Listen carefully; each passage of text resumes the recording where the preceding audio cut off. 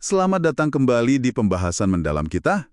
Kali ini nih, kita mau coba bedah gagasan yang, lumayan bikin mikir dari Yuval Noah Harari di Sapiens. Fokusnya di bab 8, judulnya aja udah provokatif. Tidak ada keadilan dalam sejarah. Nah, sumber kita ya kutipan-kutipan penting dari bab itu. Tujuannya, mau ngerti nih kenapa Harari bilang kalau konsep kayak keadilan, hak asasi, itu sebenarnya cuma imajinasi kita aja Sapiens, bukan hukum alam gitu. Siap ya kita bongkar? Siap.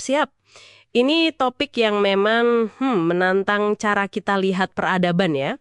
Kita bakal lihat gimana sih tatanan sosial, hierarki, bahkan nilai-nilai yang kita anggap penting banget itu, kata Harari, akarnya mungkin ya di fiksi yang kita sepakati bareng-bareng, bukan dari hukum alam atau katakanlah perintah Tuhan. Oke, Harari kan langsung kasih contoh kontras tuh. Kode Hammurabi sama Deklarasi Kemerdekaan Amerika. Satu bilang hierarki itu jelas, satunya bilang semua setara. Dua-duanya ngaku berdasarkan prinsip abadi. Tapi Harari bilang, dua-duanya salah. Maksudnya gimana tuh salah? Kok bisa prinsip universal dibilang cuma imajinasi? Nah, itu dia. Salah di sini bukan berarti ngaco ya, tapi lebih ke, prinsip itu nggak ada di alam fisik, nggak kayak pohon atau batu gitu. Adanya ya di pikiran kita bareng-bareng. Harari kaitin ini ke biologi. Evolusi kan nggak ngasih hak, cuma ada karakteristik fisik, perilaku yang bisa berubah, diwariskan. Nggak ada gen buat hak asasi, gitu. Oke. Jadi hak keadilan itu kayak dewa atau uang gitu ya? Sama-sama konsep ciptaan kita? Betul, persis. Tapi yang menarik justru tatanan yang dibayangkan ini, entah yang hierarkis atau yang egaliter, itu berguna banget. Bukan karena benar secara objektif, tapi karena bikin jutaan orang asing bisa kerjasama. Ini yang bikin Sapiens beda kan? Kemampuan kerjasama fleksibel skala besar.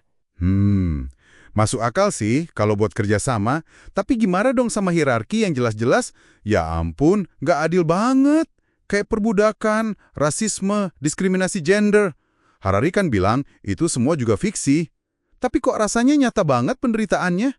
Dia kasih contoh Aristoteles yang bilang budak itu emang sifatnya budak. Itu kan parah ya? Iya, parah. Dan Harari jelasin kenapa fiksi ini bisa bertahan lama dan bikin sengsara. Seringnya dia bikin, lingkaran setan. Contohnya diskriminasi ras di Amerika dulu. Awalnya prasangka. Terus dibikin hukum Jim Crow yang ngebatasin orang kulit hitam. Nah, kondisi susah mereka karena hukum itu malah dijadiin bukti kalau mereka emang inferior. Jadi diskriminasi itu kayak membenarkan dirinya sendiri terus-menerus. Wah, iya. Lingkaran setan itu bener-bener ngena banget penjelasannya. Makanya, hierarki ini sering ngotot bilang dirinya alami atau dari Tuhan. Padahal asalnya ya fiksi. Bahkan soal gender, yang sering dikaitin sama biologi, itu kuat banget pengaruh mitos budayanya. Coba aja lihat bedanya pandangan soal homoseksualitas di berbagai budaya. Atau beda jauhnya peran gender di simpanse sama bonobo. Itu kan nunjukin bukan cuma biologi yang main. Oke.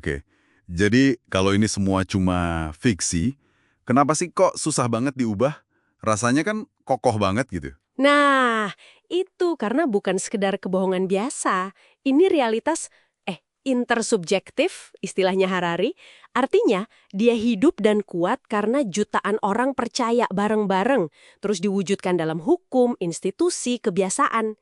Kekuatannya di situ, di jalinan keyakinan kolektif. Jadi ngubahnya harus ngubah kesadaran orang banyak gitu ya? Betul, dan ironisnya, kata Harari, ngubahnya sering pakai organisasi kayak partai politik, gerakan sosial, yang sebenarnya juga dibangun di atas mitos bareng lainnya, ideologi baru, visi baru, jadi kayak ganti satu fiksi dengan fiksi lain.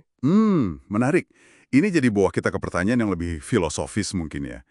Apa sejarah itu ada tujuannya? Bergerak ke arah keadilan gitu misalnya.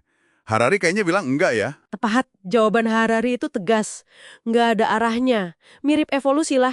Sejarah itu buta. Nggak punya tujuan moral. Nggak peduli manusianya seneng atau sengsara. Ukuran sukses dalam sejarah itu seringnya soal penyebaran budaya aja. Bukan kebahagiaan individunya. Kayak revolusi pertanian itu ya. Bikin populasi meledak, tapi hidup petaninya malah lebih susah dari pemburu pengumpul. Iya, contoh bagus itu. Kita juga sering kejebak lihat masa lalu seolah-olah udah pasti kejadiannya begitu. Padahal buat orang zaman itu, masa depan ya sama nggak pastinya kayak buat kita sekarang. Bias retrospeksi namanya. Dan soal warisan sejarah nih, Harari juga nyinggung soal kekaisaran ya. Katanya hampir semua budaya kita sekarang itu campuran warisan kekaisaran. Betul banget. Bahasa, hukum, makanan, bahkan identitas kita itu hasil campur aduk dari penakluk dan yang ditaklukkan di masa lalu. Jadi nggak ada tuh yang namanya budaya murni.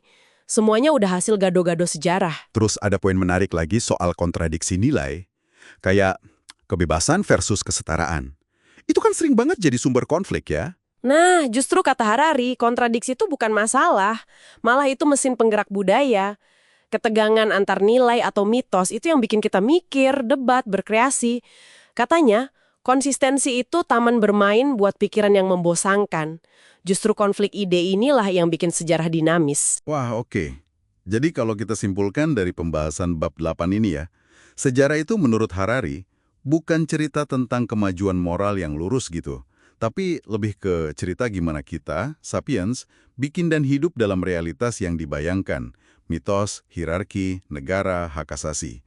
Ini bikin kita bisa kerja sama hebat, tapi ya sering banget ongkosnya ketidakadilan dan penindasan. Gitu ya kira-kira. Iya, persis begitu rangkumannya. Dan ini ninggalin kita satu pertanyaan penting nih buat Anda renungin di rumah.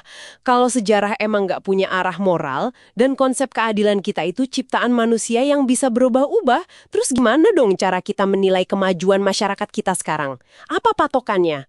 Dan jangan-jangan patokan itu sendiri bagian dari fiksi yang perlu kita pertanyakan juga. Nah, itu bahan pemikiran lebih lanjut deh.